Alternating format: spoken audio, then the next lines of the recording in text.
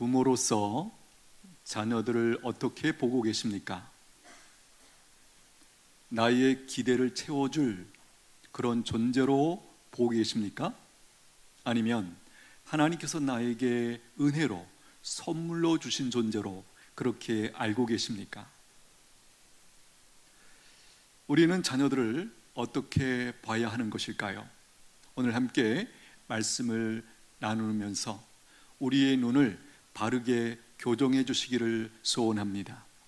그래서 지금보다 더 복된 관계로, 풍성한 관계로 서로를 누리실 수 있게 되기를 축복합니다. 오늘 본문은 자녀들에 대해서 무엇이라고 가르치는가? 첫 번째, 자녀는 내 소유가 아니라, 너희 소유가 아니라 하나님께서 맡겨주신 거룩한 하나님의 기업이다. 그렇게 가르쳐주고 계세요. 3절 띄워주십시오. 읽겠습니다. 보라, 자식들은 여호와의 기업이요 태의 열매는 그의 상급이로다. 자식들이 누구라고요? 여호와의 기업이다. 너희의 기업이 아니고 하나님의 기업이다. 또 뒤에 있는 내용은 사실 앞에 있는 내용과 맥락을 같이 하는데 핵심은 뭐냐면 태의 열매는, 즉 자식들은 그의 상급이로다. 하나님이 주신 은혜다. 지금 그렇게 말씀하고 계세요. 앞에 있는 기업이라는 단어를 주목해 보십시오. 성경에서 이 기업이라는 단어는 언제 처음 등장하는가? 하나님께서 아브라함에게 가나안 땅을 유산으로 주시는, 약속의 땅으로 주시는 그 맥락에서 하나님께서 가나안 땅을 너에게 기업으로 주신다. 그렇게 말씀하실 때 이 기업이라는 말이 처음 등장해요. 이게 무슨 말인가? 기업은 내 힘으로 쟁취하는 것이 아니라 하나님이 맡겨주시는 것이다. 이 내용을 담고 있는 표현이 바로 기업이라는 이 단어예요. 그러니까 자녀는 부모가 만들어낸 어떤 성취물이 아니라 하나님께서 은혜로 잠시 맡겨주신 존재다. 바로 그 말씀을 하고 계시는 거예요. 한나를 한번 생각해 보십시오. 한나는 오랫동안 자녀가 없었죠. 그래서 그 고통 가운데 이제 하나님 앞에 오래 기도하는 중에 하나님께서 사무엘이라고 하는 아들을 선물로 주시지 않습니까? 그런데 그렇게 오랫동안 기다렸던 그 아들을 태어나자마자는 아니죠. 태어나서 어느 정도 크고 젖을 떼자마자 다시 성전에다가 맡겨드렸습니다. 사무엘상 1장 27절 이하에 보니까 이 아이를 위하여 내가 기도하였더니 여호와께서 내가 구하여 기도한 말을 내게 허락하셨으므로 나도 그를 여호와께 드리되, 나도 그를 여호와께 드립니다. 그러면서 이 사무엘을 성전에 맡겨드렸다라는 거예요. 오늘 한나가 사무엘을 성전에 맡겨드리는 것과 우리가 기도하면서 고백하는 것, 이 아이를 하나님 앞에 맡겨드립니다 라는 그 고백, 사실은 외적인 형식은 다릅니다. 그러나 내용은 같은 내용이죠. 한나가 사무엘을 성전에 드린 것은 그야말로 성전에 완전히 맡겨드려서 성전에서 이 아이를 키우도록 그렇게 헌신을 하는 그런 내용이라면, 오늘 우리가 부모로서 자녀를 키우지만 내 아이가 아니고 하나님의 것임을 고백하는 그 고백으로서 우리가 하나님 앞에 맡겨드립니다. 그렇게 기도하지 않습니까? 같은 내용이다라는 것이에요. 한나는 분명히 알고 있었습니다.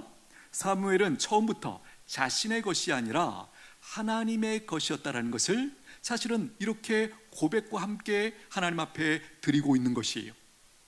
그 고백 위에서 사무엘은 이스라엘의 역사를 바꾸는 하나님의 사람으로 자라났다라는 것이에요. 여러분, 이렇게 또 저는 묵상을 해봅니다. 만약에 한나가 약속대로 사무엘을 하나님 앞에 성전에 드리지 않고 자기의 소유로 생각하고 키웠다면 사무엘이 어떻게 되었을까? 우리가 알고 있는 사무엘로 그가 자랄 수 있었을까? 제 묵상의 끝은 분명히 아니다라는 거예요. 우리가 알고 있는 그 위대한 사무엘은 이 어머니의 믿음의 고백, 이 아이는 하나님의 것입니다. 그 고백 위에 양육했기 때문에 우리가 알고 있는 사무엘이 등장해서 이스라엘 나라와 하나님의 나라를 위하여 귀하게 기여하고 쓰임받는 그런 인생이 되었다는 것이에요. 오늘 집에 돌아가셔서 자녀의 얼굴을 한번 가만히 보시면서 속으로 한번 이렇게 고백해 보십시오. 선포해 보십시오. 하나님, 이 아이는 내 것이 아니라 하나님의 것입니다. 분위기를 보니까 여러분들이 이미 다 하셨네, 그죠? 그래도 오늘 말씀 받았으니까 한 번 더 한번 고백의 의미를 담아서 그렇게 한번 해보십시오. 여러분, 이 고백 매우 중요합니다. 왜냐하면 자녀를 내 소유로 생각하면 어떤 일이 벌어질까? 부모의 욕심이 앞서게 되어 있어요. 내 기준, 내 계획, 내 기대를 아이에게 강요하게 되어 있다는 것이에요. 그러나 하나님께서 맡겨주신 존재로 우리가 볼 수만 있다면 태도가 달라지죠. 감사하게 됩니다. 기도하게 됩니다. 함부로 대하지 않습니다. 여러분, 우리에게 왕이 만약에 왕의 아들, 딸, 왕자와 공주를 잠시 맡겼다면 우리가 그 공주와 왕자를 어떻게 대하고 양육할까요? 하물며 하나님께서 하나님의 자녀를 우리에게 맡겼다라고 하는 이 성경의 가르침을 바르게 이해하고 깨닫는다면 우리 자녀들을 어떻게 대하게 될까? 이 부분을 묵상하면서 이런 생각을 해봤습니다.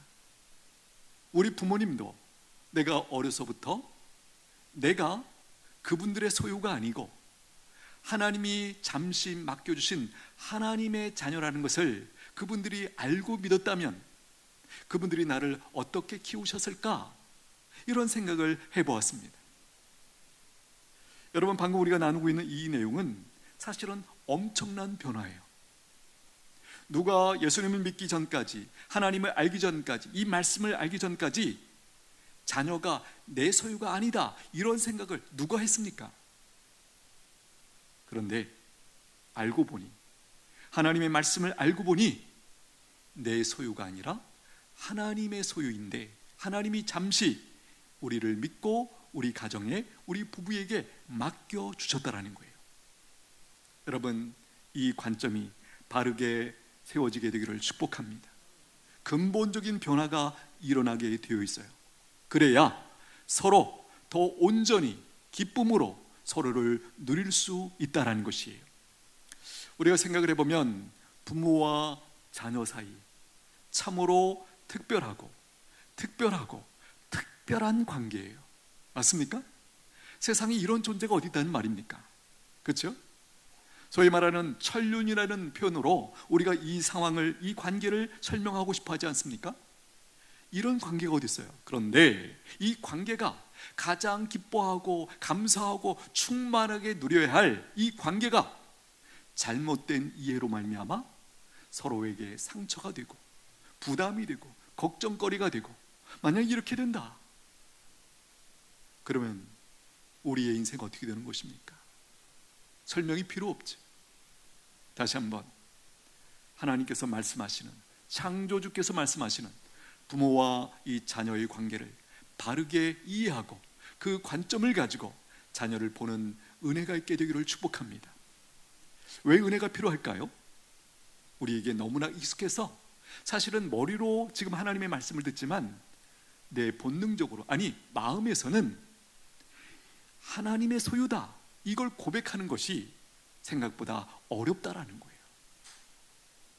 한나가 사무엘을 성전에 드리고 거기서 온전히 맡겨드리고 거기서 양육하도록 하는 것 쉬웠을까요? 저는 아니었다고 생각해요. 많이 보고 싶어 했을 것 같아요. 그럼에도 불구하고 그가 중심을 지키고 하나님 앞에 약속대로 온전히 맡겨드리고 그렇게 양육한 그 승리의 결과, 사무엘은 사무엘 입장에서 그야말로 하나님 앞에 멋진 인생 살았고, 이스라엘 민족 전체에서 볼 때 사무엘 때문에 큰 하나님의 은혜를 힘입게 되는 그런 나라와 민족으로 이제 바뀌었다라는 거예요. 오늘 이런 관점을 가지고 우리 자녀들을 바라보시고 그렇게 대하시게 되기를 축복합니다. 그래야 서로가 살아요. 어쩌면 우리가 너무 지나치게 가까워서, 아니 내 소유라고 주장하기 때문에 우리가 자녀들을 자유롭지 못하게 만들고 부담을 주고 정말 방향을 잃어버리는 그런 아이로 키우는 것이 아닐까, 그런 생각도 해보게 됩니다. 두 번째, 오늘 본문은 자녀를 이렇게 설명합니다. 하나님 나라를 향해 다듬고 방향을 잡아 쏘아야 할 화살이다. 4절입니다. 성경 말씀 보십시오. 4절, 젊은 자의 자식은 장사의 수중에 화살 같으니. 자녀들이 누구다? 화살과 같다. 성경은 자녀를 꽃이나 혹은 보석이라고 말씀하지 않아요. 오늘 본문에서 보면 화살이다 라고 하는 이 특별한 용어를 사용해서 자녀가 어떤 존재인지를 설명하고 있다는 거예요. 화살, 크게 세 가지 특징이 있는 것 같습니다. 첫째는 화살은 다듬어져야 됩니다. 화살은 저절로 혹은 스스로 고다지거나 자라지 않죠. 그렇죠? 화살이라는 것 자체를 아시죠? 당겨서 쏠 때 그 화살, 저절로 자라지 않고 스스로 고다지지 않습니다. 반드시 장인이 깎고 다듬고 그렇게 해서 만드는 거예요. 하물며 사람, 인간이 어떻겠습니까? 성경이 이렇게 말씀하죠. 말씀으로, 기도로, 사랑으로 자녀의 그 거친 본성을 잘 교정하면서 정죄해야 된다. 왜 거친 본성이라고 표현했습니까?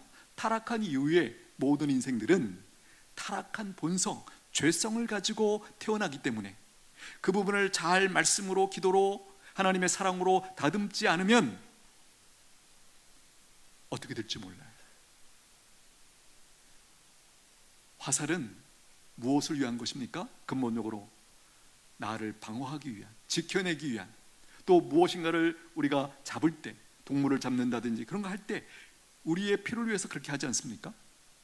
그런데 사실은 자녀도 그런 측면이 분명히 있습니다. 그런데 이 화살이 잘못되면 그야말로 그 가정의 복이 아니라 또 다른 모습으로 나타날 수도 있다는 거예요. 또 한 가지, 화살은 방향이 분명히 있어야 됩니다. 세상이 그 화살의 방향을 잡아주면 세상을 따라가게 되어 있어요. 그러므로 부모와 교회가 하나님의 말씀으로 방향을 잘 잡아주는 것, 이것을 우리가 신앙교육이다, 말씀교육이다, 그렇게 우리가 얘기하는 것이에요. 자녀들을 양육한다는 것은 어떤 의미에서 방향을 바르게 잡아주는 것이다. 이게 부모의 역할이고 사명이다라는 것이에요. 또 한 가지, 화살은 쏘아져야 됩니다. 화살통 안에만 있는 화살은 의미가 없죠. 자녀는 세상으로 날아가 하나님의 뜻대로 세상을 변화시키기 위해서 보내진 존재다. 이걸 기억하셔야 돼요.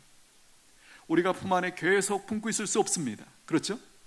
우리가 알죠. 교회에서 품고 있는 것도 어떻게 보면 바른 모습이 아니죠. 때가 되면 세상을 향해서 쏘아 올려야 됩니다. 그러면 그 화살은 하나님께서 의도하신 그곳에 날아가서 하나님의 뜻을 이루는 그런 존재로 그렇게 살게 된다는 것이에요. 디모데를 한번 보십시오. 디모데에게는 특별한 은혜가 있었습니다. 외조모 로이스와 어머니 유니게가 어려서부터 말씀을 가르쳐 그렇게 키운 아이가 디모데였습니다. 디모데후서 3장 15절 말씀 띄워주십시오. 우리 같이 읽겠습니다. 시작. 또 어려서부터 성경을 알았나니 성경은 능히 너로 하여금 그리스도 예수 안에 있는 믿음으로 말미암아 구원에 이르는 지혜가 있게 하느니라. 이 말씀은 사도 바울이 디모데를 어떻게 여겼죠?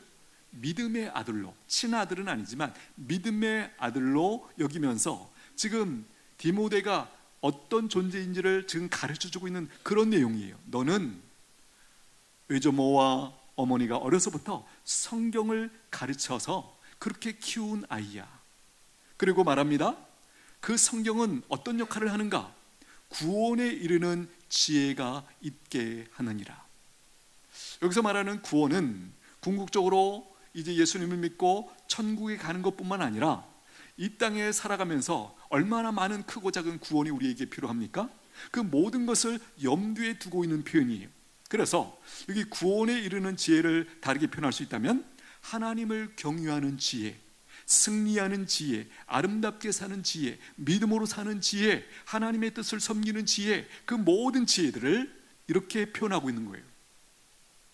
디모데 뿐이겠습니까? 모든 하나님의 백성들은 하나님의 말씀을 통하여 바로 이와 같은 지혜들을 공급받고 하나님의 백성답게 살면서 이 땅에 많은 사람들을 섬겨내고 하나님의 나라를 세우는 자들로, 하나님의 구원 계획을 세우는 자들로 그렇게 살아가게 되는 것이죠. 방금 전에 얘기했던 이 표현들이 성경에서 가르쳐주고 있는 하나님의 백성들이 궁극적으로 구하고 있고 또 추구하고 있는 그 복된 삶의 모습인 줄로 믿습니다. 동의하십니까? 믿으십니까? 예, 이 부분이 하나님을 아는 자들이 세상 사람들과 분명히 다른 삶의 방향이고 목적이죠. 어머니의 무릎 위에서 시작된 말씀 교육이 디모데를 하나님의 화살로 만들었다라는 거예요. 로이스와 유니게는 디모데에게 믿음의 방향을 잡아준 거예요. 삶의 인생의 방향을 잡아준 거예요. 인간이란 어떤 존재인지, 무엇을 위해서 하나님께서 창조하셨는지, 그 근본적이고 가장 중요한 그 방향을 잡아준 거예요. 그 결과 디모데는 어떻게 살았습니까? 바울의 복음의 동역자로 살아요. 또 교회를, 또 하나님의 나라를 섬기는 하나님의 나라의 일꾼으로 세워졌다라는 것이에요. 여러분, 바울의 동역자가 되었다, 즉 복음의 동역자가 되었다, 하나님의 구원 계획에 참여하고 쓰임받았다, 이 사실은 하나님을 모르는 세상에서는 별로 평가가 안 돼요. 그게 뭐 엄청난 일이야? 가치 있는 일이야? 그렇게 질문을 받죠. 그러나 적어도 예수님을 믿고 구원받고 천국을 알고 하나님의 나라를 경험한 사람들에게 있어서 복음을 전하는 일, 그리고 하나님의 나라를, 하나님의 뜻을 섬겨내는 것보다 이 세상에 더 위대한 일이 없는 줄로 믿습니다. 바로 그렇게 하나님 앞에 귀하게 쓰임받는 인생으로, 하나님의 나라를 섬겨내는 인생으로 그가 살게 되었다라는 것이에요. 오늘 집에 돌아가셔서 여러분들이 이렇게 한번 적용하기를 원합니다. 자녀들이 잠들기 전에 잠깐 얘기를 나눌 수만 있다면, 또 기도하면서 아이를 재울 수만 있다면 이렇게 한번 나눠보십시오. 오늘 하루 하나님이 너를 어떻게 도와주셨니?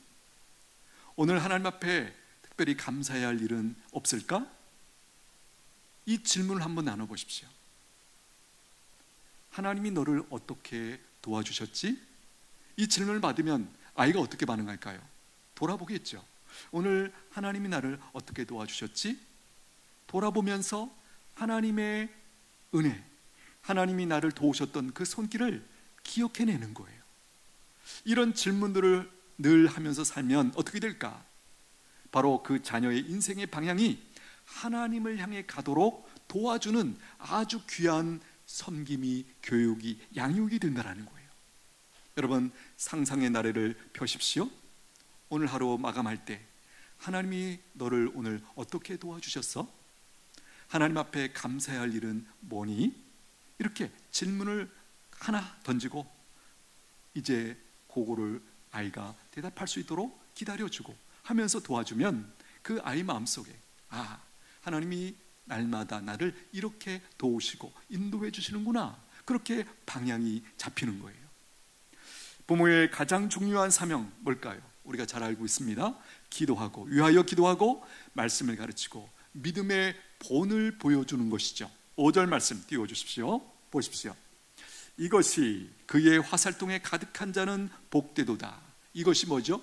4절과 연결하면 화살을 말하는 거예요. 이것이 화살통에 가득한 자는, 화살이 화살통에 가득한 자는 궁극적으로 의미하는 게 뭐죠?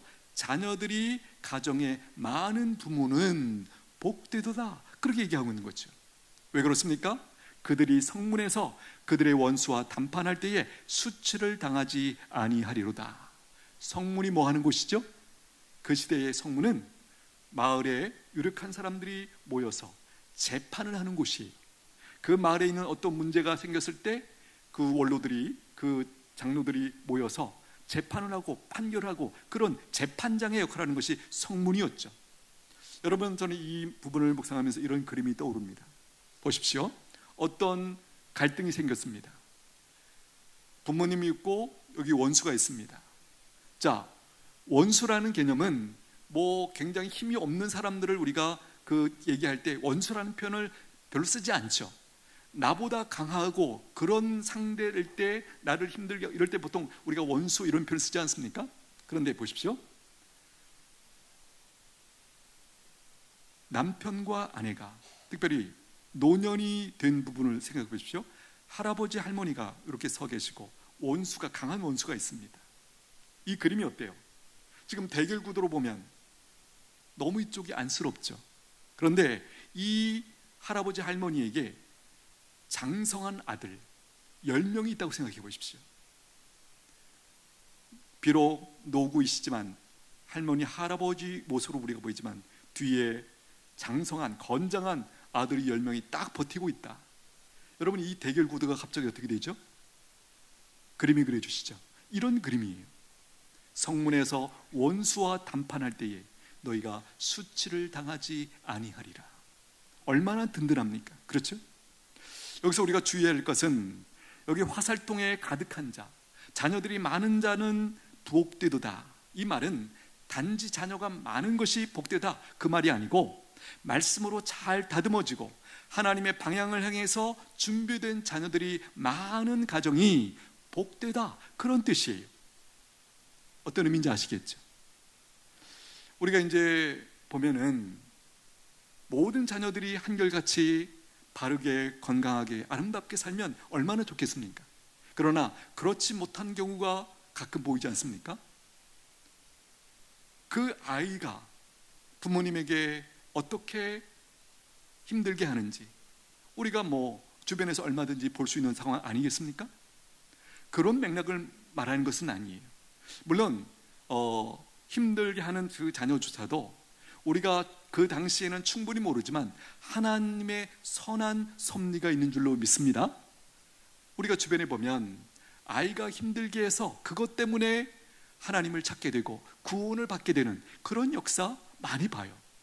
그래서 우리가 사실은 지금 당장 우리 눈에 보이는 아이가 힘들게 한다, 바르게 살지 못한다, 그거에 대해서 너무 그렇게 단정적으로 평가하는 것은 옳지 않다고 봅니다. 하나님께서 그 아이를 통해서 이 가정에 어떻게 구원을 이루어 가시고 하나님의 위대한 일을 이루어 가시는지 우리는 잘 몰라요. 그냥 기도할 뿐입니다. 하나님, 이 아이를 사용하여 주옵소서. 이 인생이 하나님 앞에 아름답게 쓰임받는 인생 되게 하여 주옵소서. 우리가 그렇게 기도해야 된다는 것이에요. 여러분,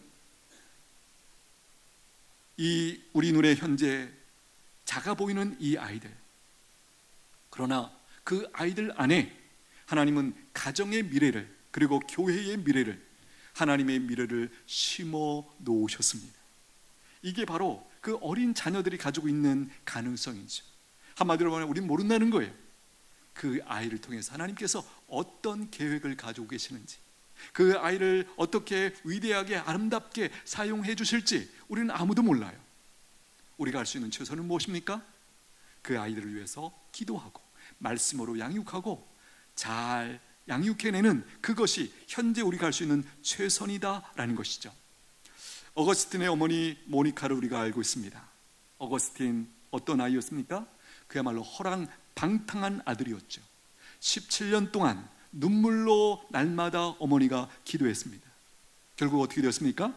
어거스틴은 회심해서 예수님을 믿고 하나님을 믿고 교회를 든든히 세우는 그 시대의 아주 위대한 신학자가 되었습니다.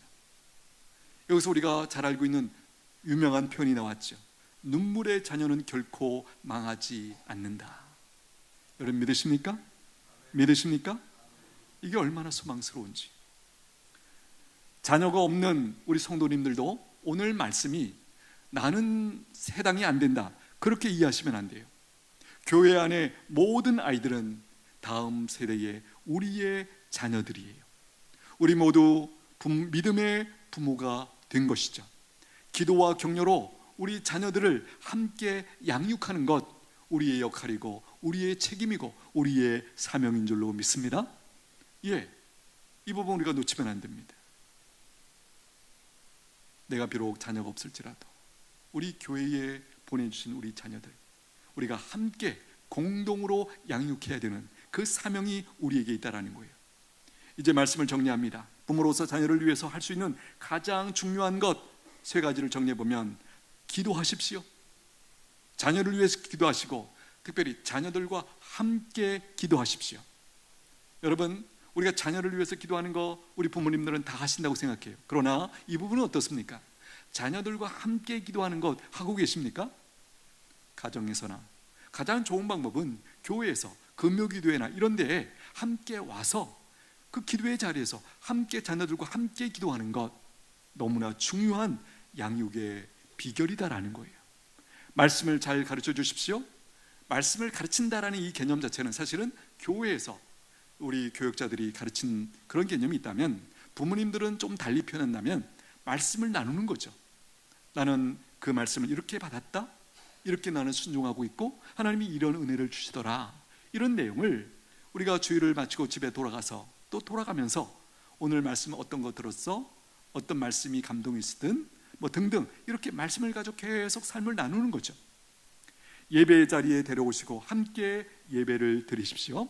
자녀 앞에서 하나님을 사랑하는 모습을 보여주라는 거예요. 이 말은 완벽한 부모가 되라 그런 말이 아니죠.